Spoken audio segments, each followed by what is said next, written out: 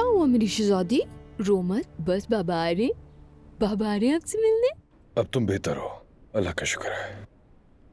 ठीक हूँ बाबा, लेकिन मैं आपसे बहुत शर्मिंदा हूँ।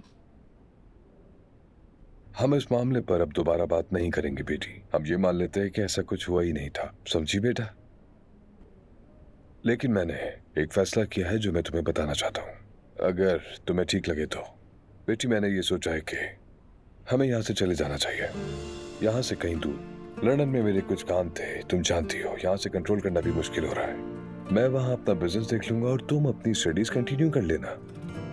ये तब्दीली हम दोनों के लिए अच्छी होगी, हाँ? क्या कहती हो?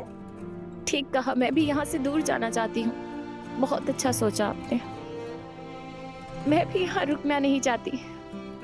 अंदाजा था मुझे, तब्दीली हमेशा अच्छी होती है, हमारे लिए भी अच्छी होगी, मुझे यकीन है। तुम्हारे लिए बाहर एक मेहमान आया है। हाँ, वो तुमसे मिलना चाहता है, महते आया है। मैंने उसे आने की इजाजत दे दी क्योंकि मैं जानता हूँ वो अच्छी नीयत का लड़का है। अगर मिलना चाहो नहीं, ठीक है, बुला ले। ठीक है, सब कुछ ठीक हो जाएगा, फिक्र मत करो।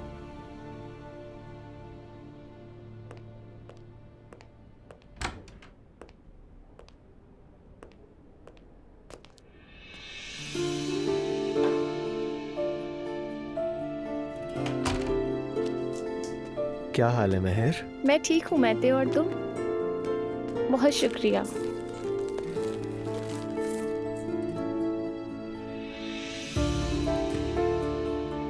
मैं बहुत शर्मिंदा हूँ। फजूल बातें मत करो।